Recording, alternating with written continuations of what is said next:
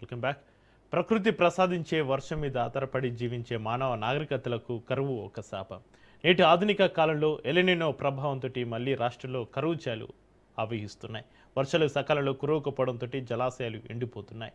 రైతులు నాట్లు వేయలేక సతమతమవుతున్నారు. అయితే ఈ పరిస్థితులు కొత్తవి కాదని, చరిత్ర పుట్టలోని అనేక నాగరికతల అంతానికి వర్షాభావ పరిస్థితులే కారణమని మనకు స్పష్టమవుతుంది.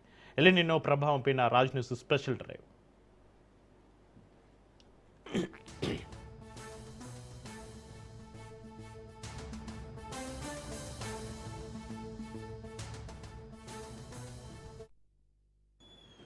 రాష్ట్రంలో కరువు ఛాయలు కమ్ముకొస్తున్నాయి.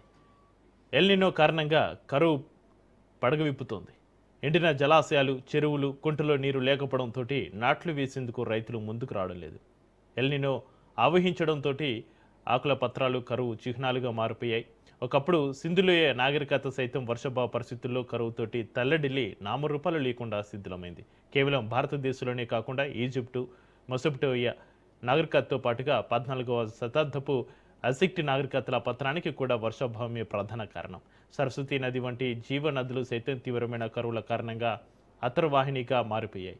నాటి చారిత్రక సాక్ష్యాలు ప్రకృతి మనం ఎంత జాగ్రత్తగా కాపాడుకోవాలో హెచ్చరిస్తున్నాయి.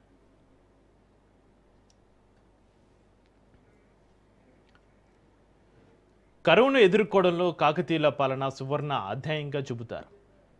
1083 నుంచి 1323 వరకు పరిపాలించిన కాకతీయుల వ్యవసాయాన్ని యజ్ఞంలా అభివృద్ధి చేశారు. వ్యవసాయాన్ని యజ్ఞంలా అభివృద్ధి చేసిన పరిస్థితి మనం చూడొచ్చు. కేవలం పంటలు పండించడం మాత్రమే కాకుండా భవిష్యత్తు తరాల కోసం గొలుసుకట్టు చెరువులను నిర్మించి నీటిని నిల్వ చేసే అద్భుతమైన వ్యవస్థను ఏర్పాటు చేశారు.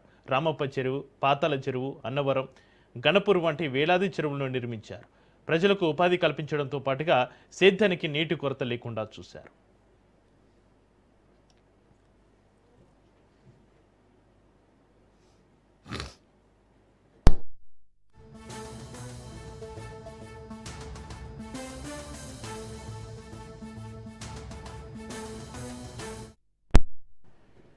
చరిత్ర నేర్పిన పాఠాలను గుర్తుంచుకొని నీటిని పొదుపుగా వాడుకుంటూ ప్రకృతితోటి సామరస్యంగా జీవించడమే ప్రస్తుత కాలానికి అవసరం. కాకతీయుల స్ఫూర్తితోటి నీటి వనరులను కాపాడుకుంటేనే రేపటి తరాలకు మనం సుభిక్షితమైన భవిష్యత్తును అందించగలం. నేడు తెలంగాణలో ఎలినినో సవాళ్లు ఆందోళన కలిగిస్తున్నాయి. అందుకే పాలకులు రైతులను తక్కువ నీటిని వినియోగించే ఆరుతడి పంటల వైపు మళ్లడం అవసరమని సూచిస్తున్నారు. చారిత్రక చెరువుల సంరక్షణ, నీటి పొదుపు చర్యలే మనల్ని భవిష్యత్తు కరువుల నుంచి కాపాడగలవు.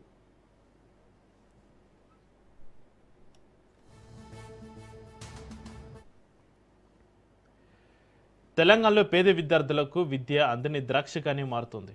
ఏడాది పొడవునా విద్యార్థులకు నాణ్యమైన విద్యను అందిస్తామని, విద్య ప్రమాణాలను పెంచుతామని గొప్పలు కొట్టే పాలకులకు రియాలిటీ అర్థం కనిపించడం లేదు.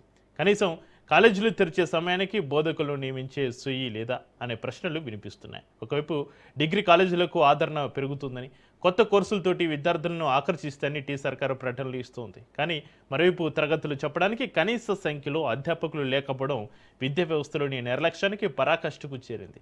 ప్రభుత్వ డిగ్రీ కాలేజీలో బోధన కరువుపైన రాజ్ న్యూస్ స్పెషల్ డ్రైవ్.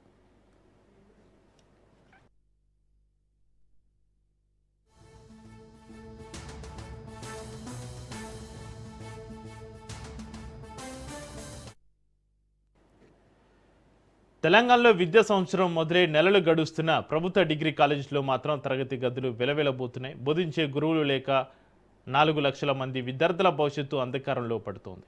ఒక్క ఆదిలాబాద్లోనే కాదు, కొత్తగూడెం నుంచి మల్కాజ్గిరి వరకు రాష్ట్ర వ్యాప్తంగా ఇదే దుస్థితి ఏర్పడింది. తెలంగాణ రాష్ట్రంలోని 150 ప్రభుత్వ డిగ్రీ కాలేజీల్లో దాదాపు 1900 అధ్యాపక పోస్టులు ఖాళీగా ఉన్నాయి. సాధారణంగా ఏటా అతిథి అధ్యాపకులను నియమించి ఆ లోటును భర్తీ చేస్తారు. కానీ ఈ విద్యా సంవత్సరం ఆర్థిక శాఖ నుంచి గ్రీన్ సిగ్నల్ ఇవ్వలేదు. దీంతో గతేడాది పనిచేసిన 1900 మంది గెస్ట్ లెక్చరర్లను పక్కన పెట్టారు. ఆదిలాబాద్లో గతంలో 96 మంది అధ్యాపకులు ఉండగా ఇప్పుడు కేవలం 32 మందితోనే కాలేజీలను నెట్టుకు రావాల్సిన పరిస్థితి ఏర్పడింది. జూనియర్ కాలేజీలు, గురుకులాల్లో అతిథి అధ్యాపకులను ఏటా కొనసాగిస్తూ విద్యా సంవత్సరం ప్రారంభం నుంచే తరగతులు జరిగేలా చూస్తున్న ప్రభుత్వం డిగ్రీ కాలేజీల విషయంలో మాత్రం ఎందుకు మీనామేషాలు లెక్కిస్తుంది? ఏటా త్రిసభ్య కమిటీల పేరుతోటి మళ్ళీ కొత్త ఎంపిక ప్రక్రియ చేపడుతూ సమయాన్ని వృధా చేయడం, 11 నెలల ఒప్పందం అని చెప్పి కేవలం 7 నెలల వేతనం మాత్రమే చెల్లించడం వంటి అంశాలు వ్యవస్థలోని లోపాలను ఎత్తి చూపుతున్నాయి.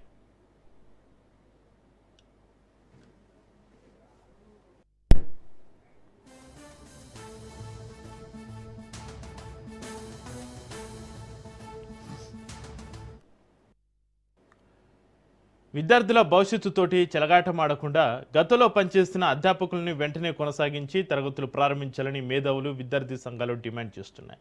నిధుల కొరత సాగుతోటి విద్యా ప్రమాణాలను దెబ్బతీయడం ఎంతవరకు సమంజసమని విద్యార్థులు ప్రశ్నిస్తున్నారు.